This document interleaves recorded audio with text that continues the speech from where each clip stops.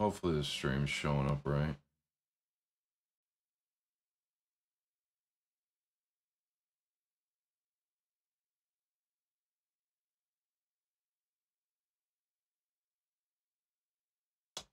All right.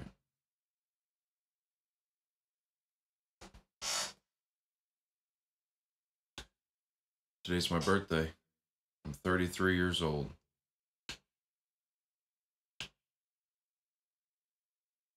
It's a good day. I'm not too upset about it, if that makes sense. I there's a lot of things I thought maybe would be different by the time I was 33. Maybe some of the things that were definitely in my own control. Definitely a lot of things that were pretty much the majority of things were in my control. Oh. Hey, my credit score went up. Let me turn. So it's even better day. It works out. That made it better, not gonna lie. Thanks, Credit Karma. Let me fix this gate real quick.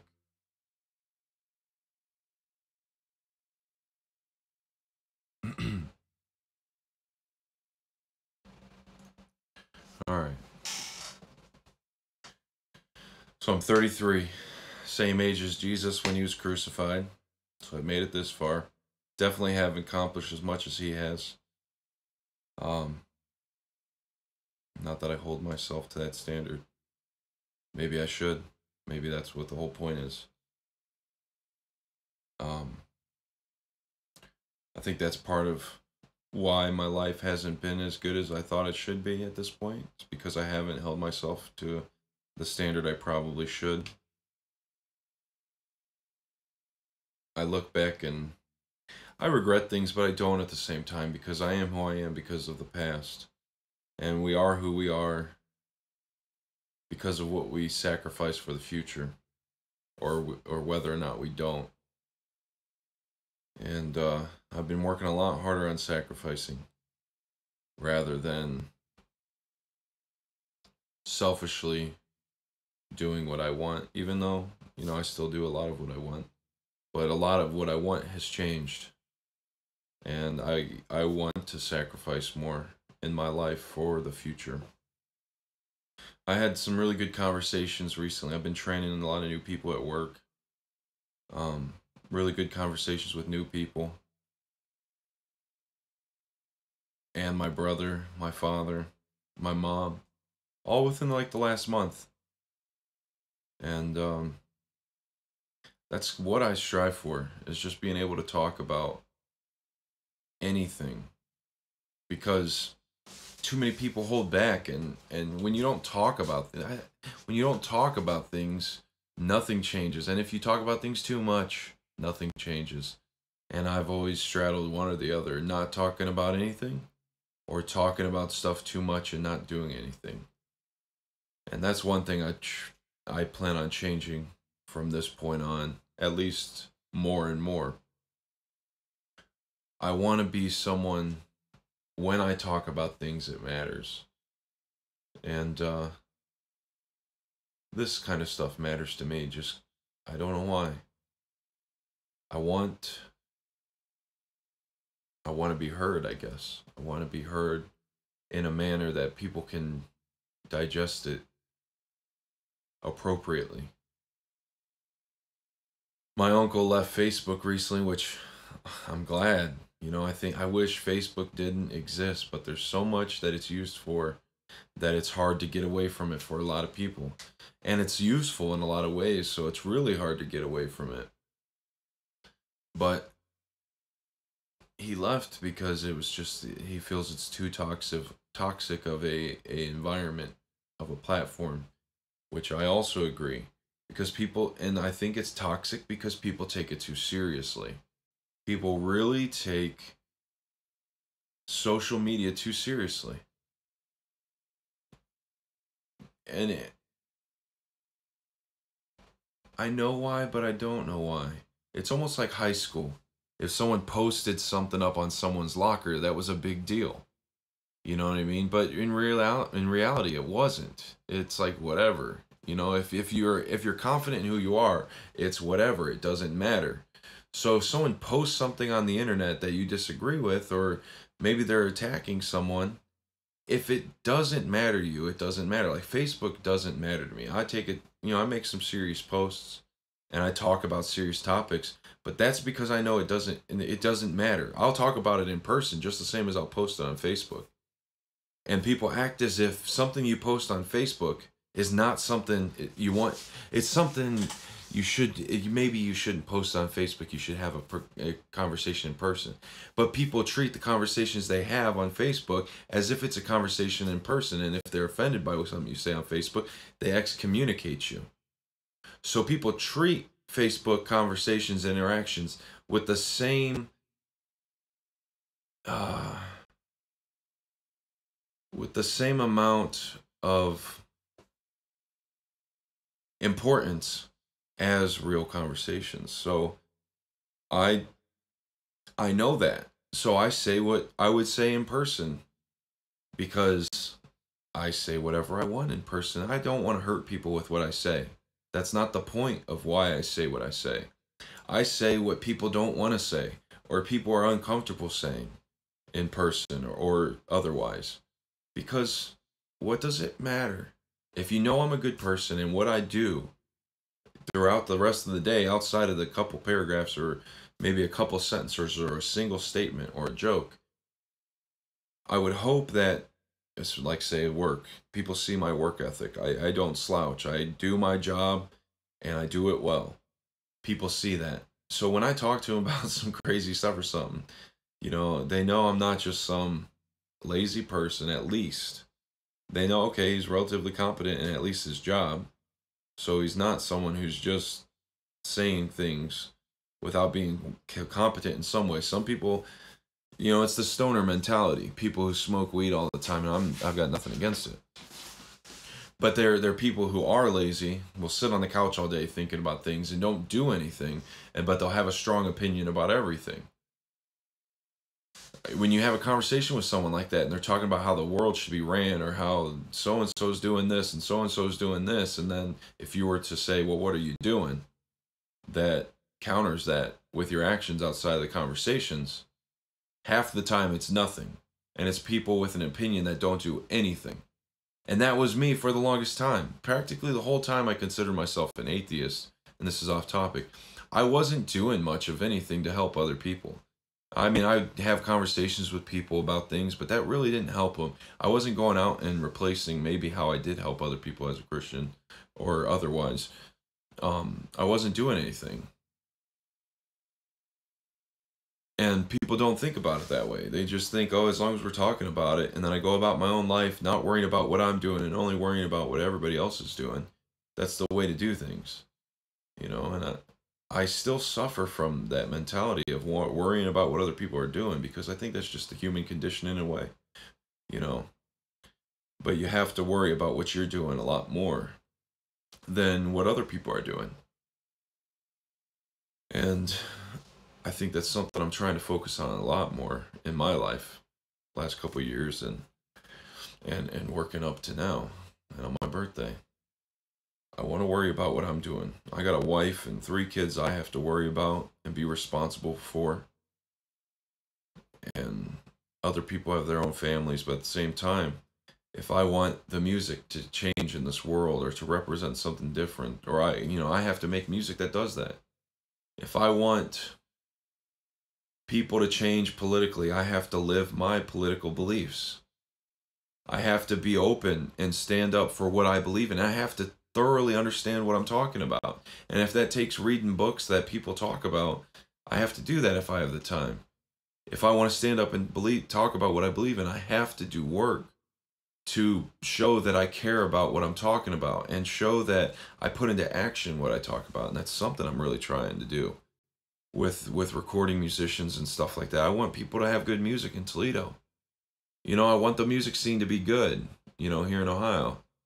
So I have to do something, so I try to do more. I always tried to do a band thing and make a band that made the music scene better, but really, it's not even about that. If it's about helping the bands, And that's really what I'm trying to do with some of my personal stuff with music. And do I miss playing shows and stuff? I do. I miss having the freedom of playing music, but I don't. I have responsibilities outside of that that I have to take care of with my family and everything. And I work second shift, so I can't play these shows. Sorry if it's a little scratchy on the audio. I keep hearing it. It's throwing me off. But I have to do more. If I want people to be spiritual or understand God in a better way, I have to understand God in a better way. And that changed the way I think about religion a lot too. I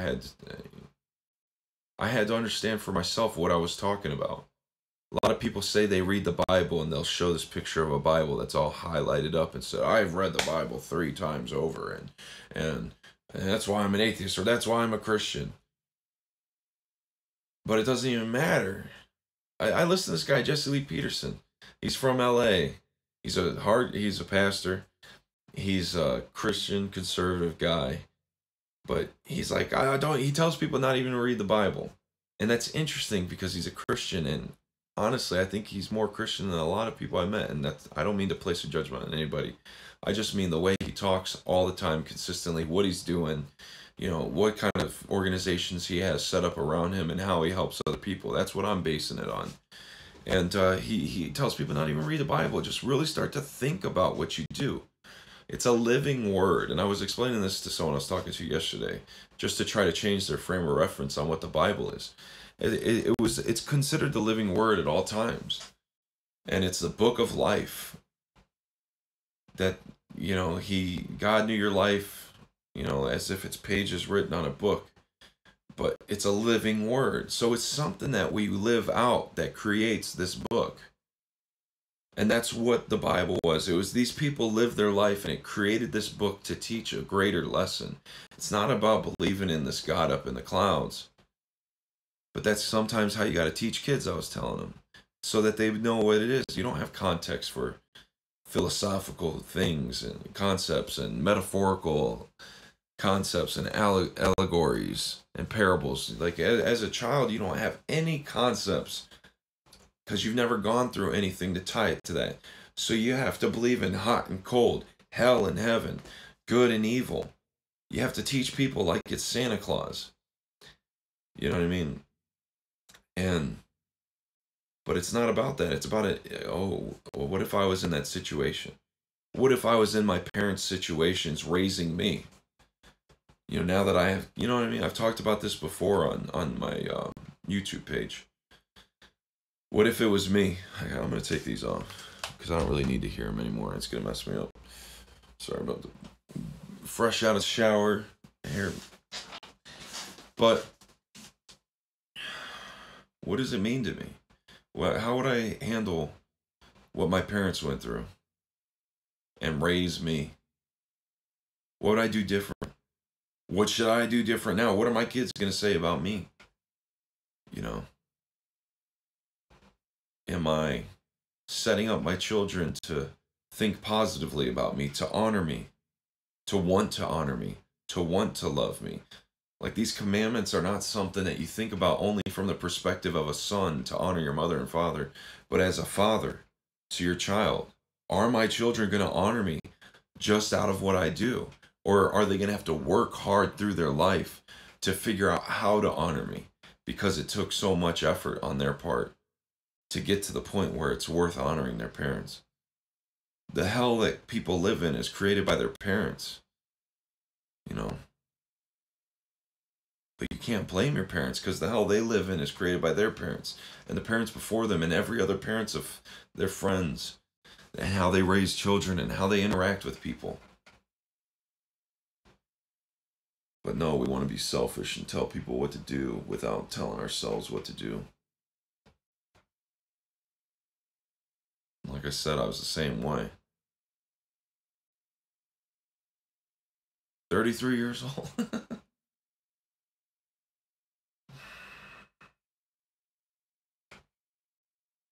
I love it.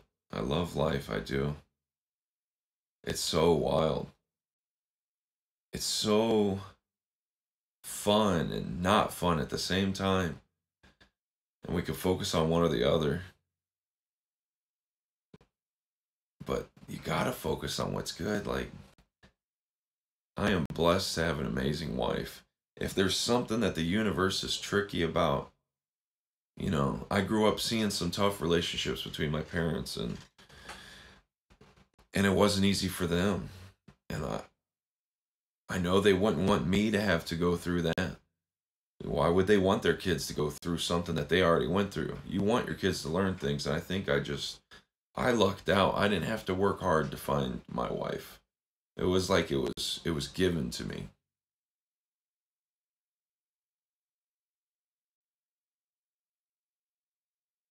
And she could have left me many times. And I say it all the time, she probably should have at some times. But I'm a lucky man for her not to have left me. If you want to call it luck, I would say it's more of a blessing, because I feel like I don't know. I want to think it's a blessing because it feels like one. It doesn't feel like random. It feels like a gift. And luck isn't a gift. My children and the way she treats them. My kids are lucky to have a wife like them, like my wife, or a mom like my wife. It just doesn't, I don't know.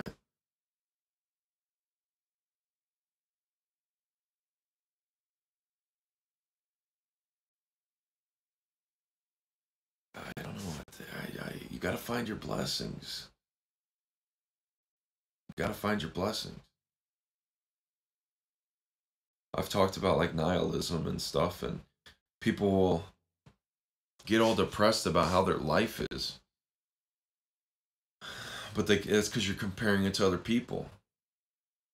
It's like there's something you could do every day to make yourself slightly happier. And half the time it's making someone else happy. If you love someone, or you just like them and they're your friend, encourage them. Like people say I'm mean, and I know I'm mean. I feel like I'm mean sometimes just because of how brash I am, how open I am to say how I feel. But I only feel that way because other people don't say how they feel. I only feel bad for how I talk because I know so many other people don't talk how they feel. Because I have one-on-one conversations more often than open conversations.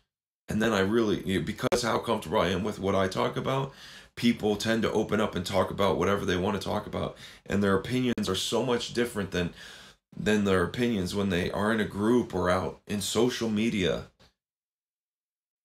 And I think that is a wall that needs torn down. We censor ourselves because we're afraid of what people will think of us, because we don't want more problems.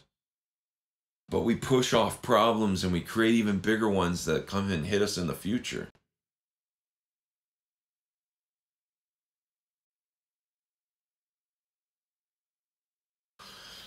You can't push off what needs to be taken care of.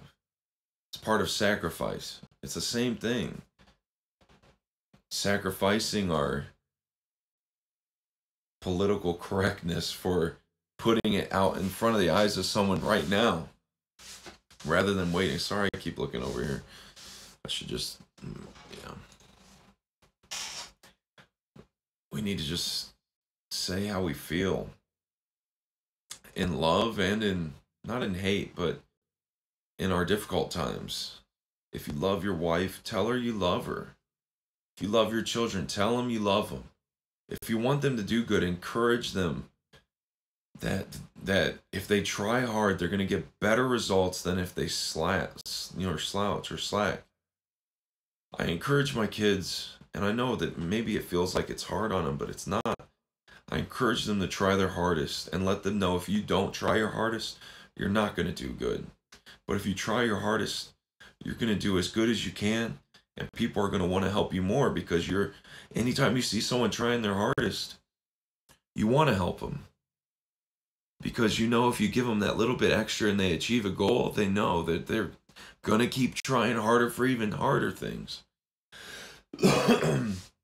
like when I'm training people at work, I was fortunate to have everybody tried pretty much, you know, pretty decently.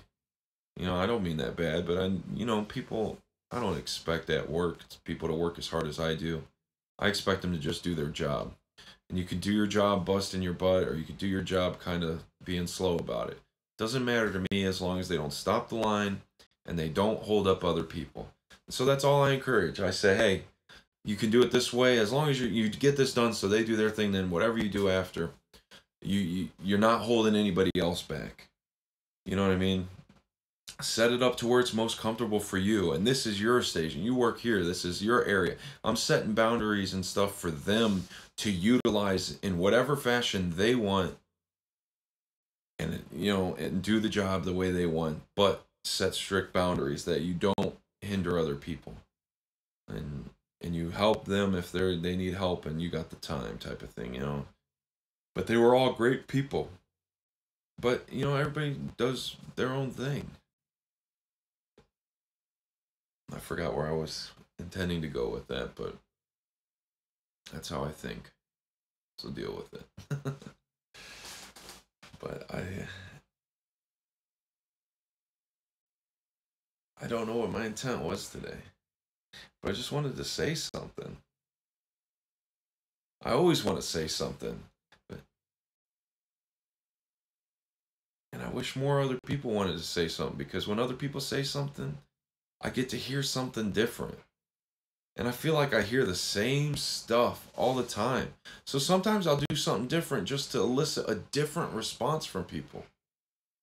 Like I wore a Trump shirt for our local show that we do that highlights music. Posted the videos on this channel. I wore a Trump shirt and people don't like it. And that's fine with me. I don't care. And I wore it because I knew people wouldn't like it.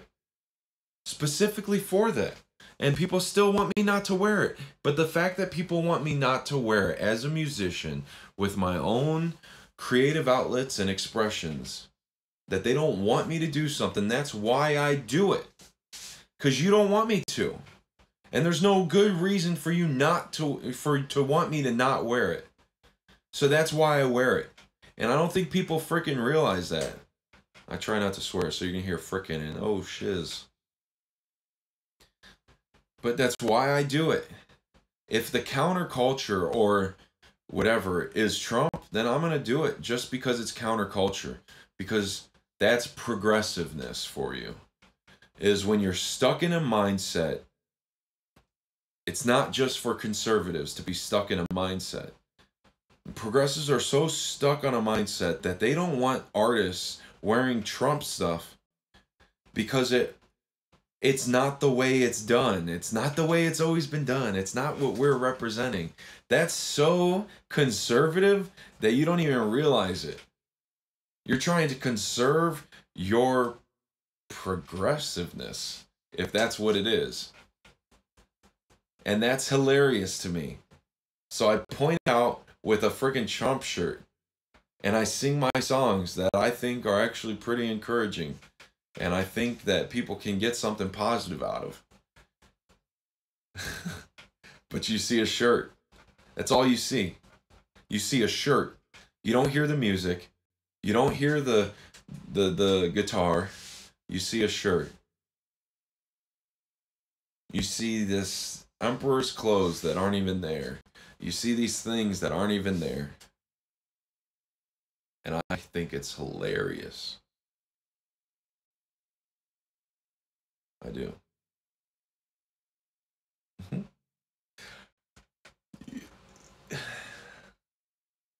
I just laugh. And then I'm made to feel bad about it. Or tried to be made to feel bad about it. Like, why would you do that? Because you asked me why. Simple as that. I may not even have a reason. But you just asked me a question about why am I doing something? As if to imply I shouldn't. If that's not punk, I don't know what that. Not that I'm trying to be punk. I've never been a punk rocker. But I'm just saying, like, think about the situations you're creating. I'm pretty easygoing. I'm half Mexican, half white. I'm not racist. I don't have any kind of ill feelings towards Mexicans or African Americans or anybody. So what are you trying to say? Why I shouldn't be wearing that shirt? What do you think it represents? Because are you saying that just because you think it represents something, that's what I represent with it? KKK, alt-right, white nationalists? You think that's what I represent just because you think that's what it is? It's no better than saying all conservatives think this way. Or conservatives saying that liberals are all this or that, or, Democrats are all this and that because they said one thing. It's hilarious to me. That's why I do it. That's why I wear Trump shirts to a middle of a plant that's occupied by 50% of the people from Detroit. Because I don't care what people are going to say to me for what I wear. I might as well be being slut shamed right now for saying what I wear brings upon myself what happens to me. Do you not see the irony here that I find, once again, is hilarious? It's the same thing, but now you don't see it. I get more compliments about wearing Trump stuff, even though I don't care who Trump is. I appreciate what he's doing if it's for a positive thing for this country. But I stand more along with certain ideologies that he's pushing and getting out there for people to talk to. I appreciate anybody who makes people have to ask a question that they never would have thought of before.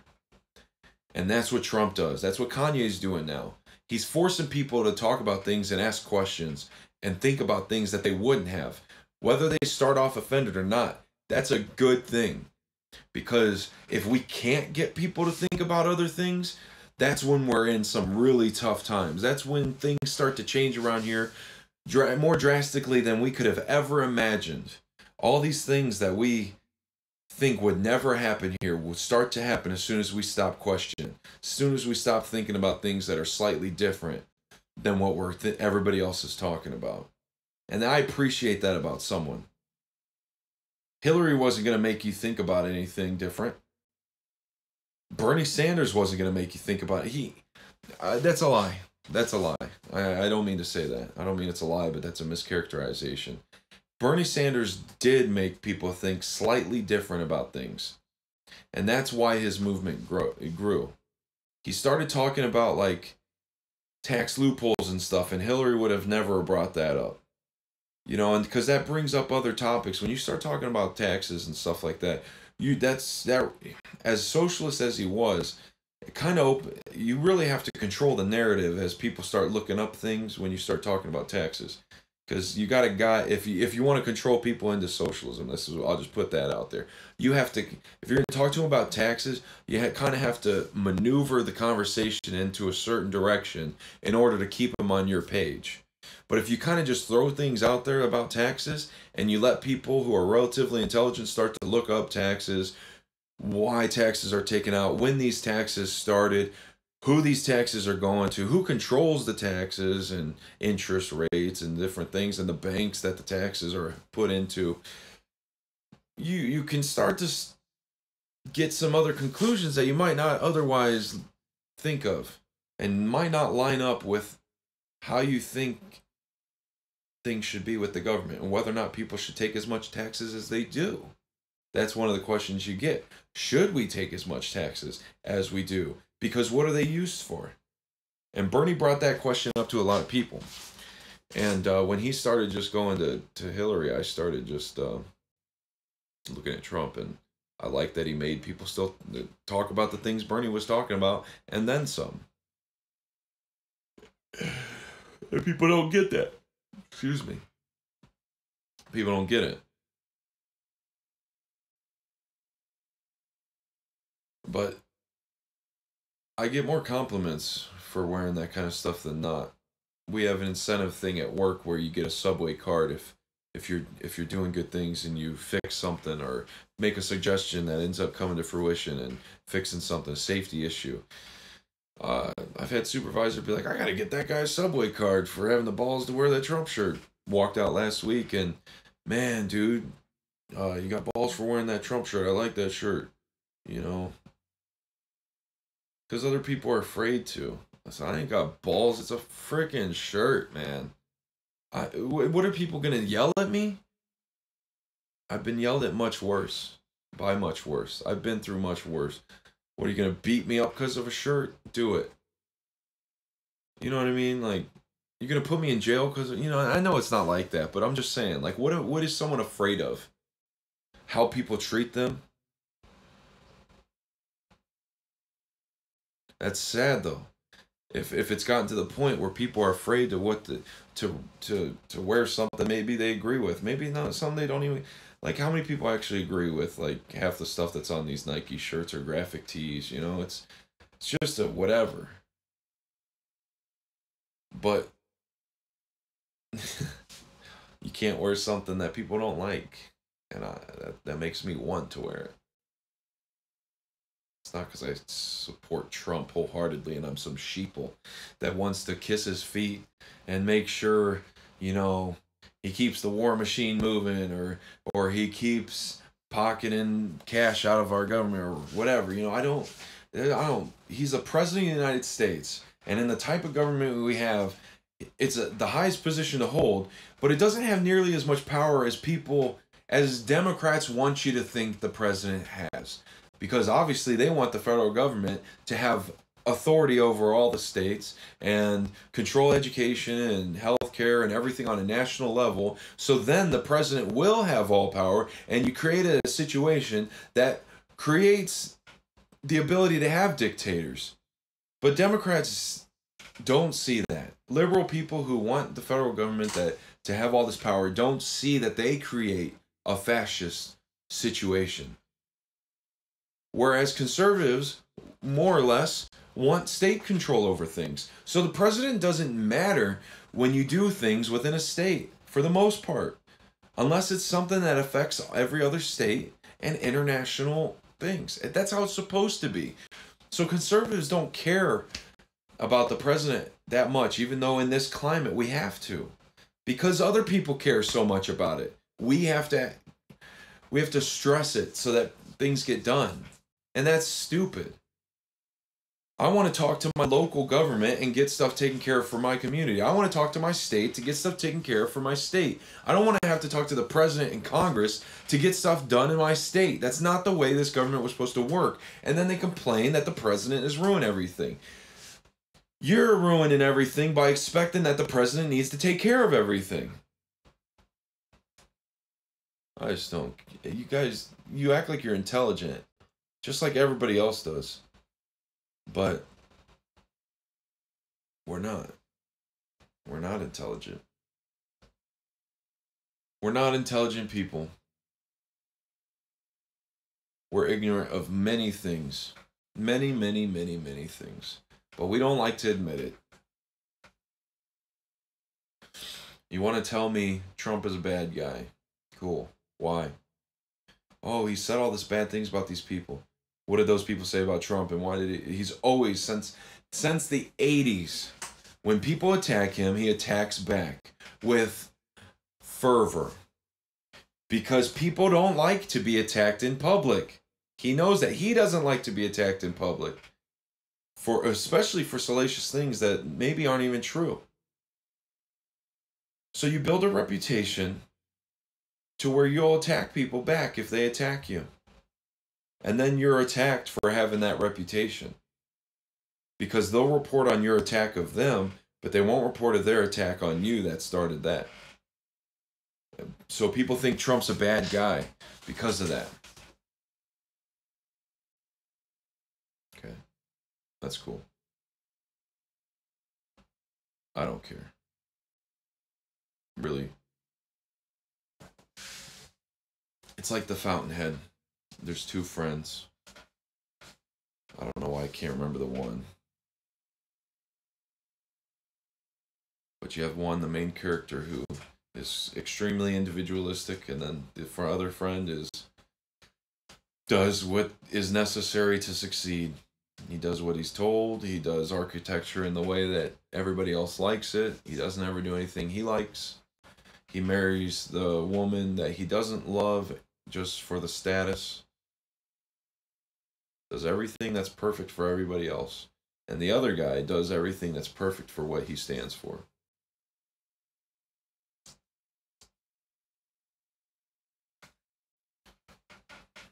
It's just the way it is. I don't care about money. I don't care about fame or notoriety, even amongst my own friends. The only thing I care about is that what I say I do anymore. What I say I do. You know, I've had opportunities to do a lot of things, but I just can't do them. So I'm not going to say I'm going to do them. But what I say I'm going to do, I'm going to do. And I plan on increasing what I say I'm going to do, so I do it. But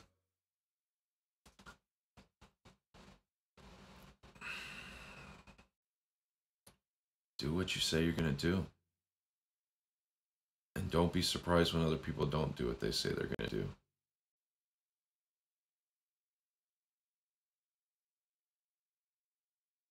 It just is what it is anymore. It is what it is anymore.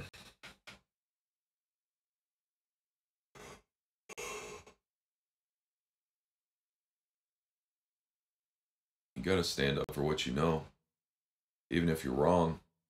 That way you can be told that you're wrong. Maybe I'm wrong about everything.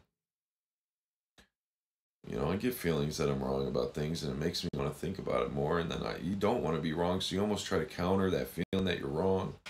You gotta just let it be wrong sometimes, and try to figure out why you're wrong. Let it pretend you're wrong. Prove yourself wrong.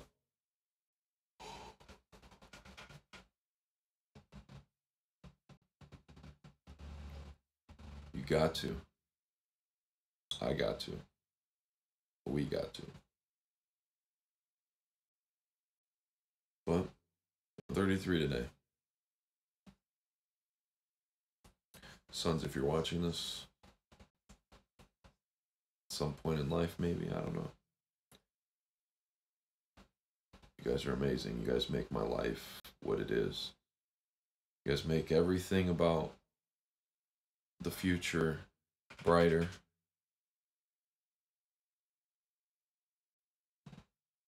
My biggest fear is to lose you guys, one way or another. And it's a fear, but I know that no matter what happens, the best outcome will happen. No matter what. Because it's possible. Not because it is going to happen, but just because it's possible. The next choice may not be the right choice. The choice after that may not be the right choice. But there's always a possible good choice that could change everything around. It's like Jonah and the whale, I guess. You know, I don't know what's going to happen. I just know what happens with me and what happened to me. And it's your choice how long you're in that whale. Burning and getting digested. You know, if you're doing the right thing, you'll get spit out of it. If you're tearing yourself apart already, you're just helping yourself get digested, and you're going to stay in there. Do the right thing. Get out of the belly of the whale. Fish it up and eat it. I love everybody watching this video, if you're watching it. I wish that you guys find your way to what brings you this love in life, I guess. It's hard to explain when to someone that maybe is in a point in their life where they don't look at anything positively. And you think that's just the way life is. Like you're just depressed and that's just the way you are. Everything's negative, but that's normal.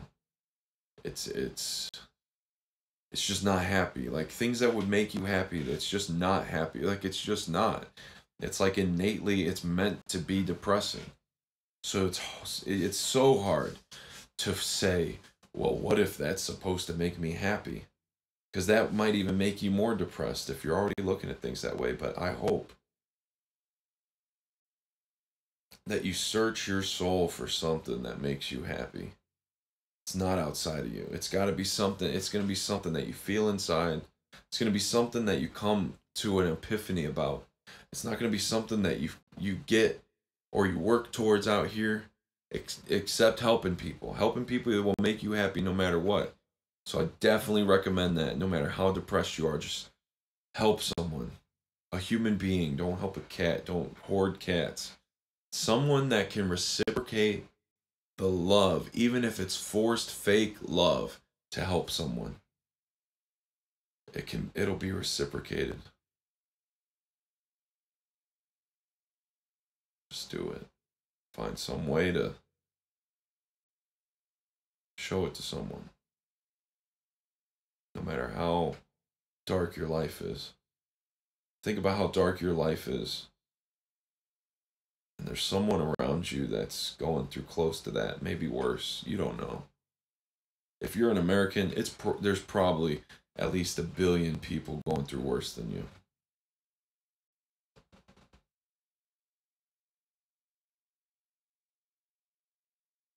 Don't judge someone. Don't judge a book by its cover, is what we're taught. But that's all we do. Just take some time to love somebody. Call your mom. Call your dad. Especially if you haven't called them in forever. If you haven't talked to your parents. Search your soul for a way to honor them. What in your personality that gives you strength to judge your parents confidently for doing you so wrong? Your parents gave you something to make you capable enough to judge them, to feel better than them. If you feel better than your parents, they did something right. Because even the best parents should make you feel better than them in the end. So if you feel like you've accomplished more or you're a better person than your parents, then your parents did something right. Simple as that. You can't deny the logic. Checkmate. I'm just kidding. But that's the truth. If you think you're better than your parents, then they did their job. And you should thank them for it. And forgive them for everything. Not even forgive them. Say you're sorry for not realizing that sooner. And that you want to have a relationship with them because that's all that matters. Thank you for helping me grow up to feel like I can be better than you. And it may sound negative, but it's not a negative. It will grow into a positive thing. I promise. Because if you are better than them, then you'll treat them better than you feel like they treated you. And in turn, they'll start to treat you better, maybe. Or maybe not at all. You might have a really bad situation, but you know what? If you try, you try. You don't know what it's like if you don't. You only know what it's like if you don't. It'll be the same life you're living. Try. Try something different. Quit blaming them. Quit blaming them for your problems and figure out what problems you're causing for yourself right now. And when you're done figuring out and fixing every area of your life that you cause your own problems, then go blame the world.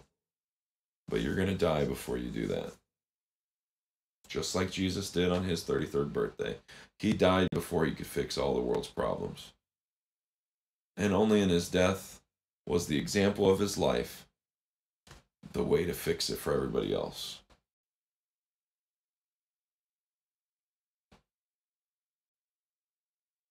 That's how I view it.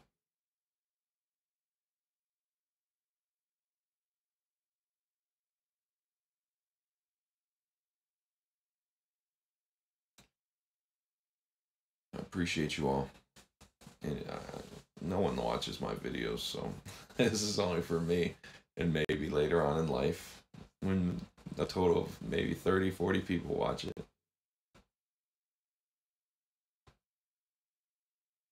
And that's okay. As long as maybe my sons will watch it. I feel like if my dad had ever read anything, I would have read it. If he had internet back in the day and made blogs, I would probably definitely go look at him. I know I would. I would want to know what he said, how he felt at a certain time in his life.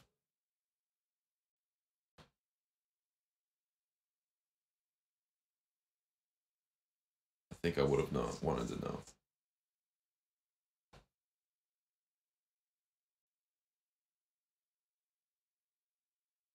I know I would have.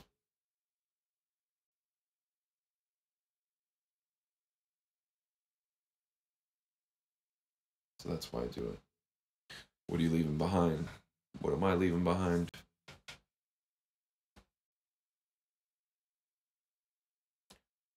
Hopefully, it's a legacy.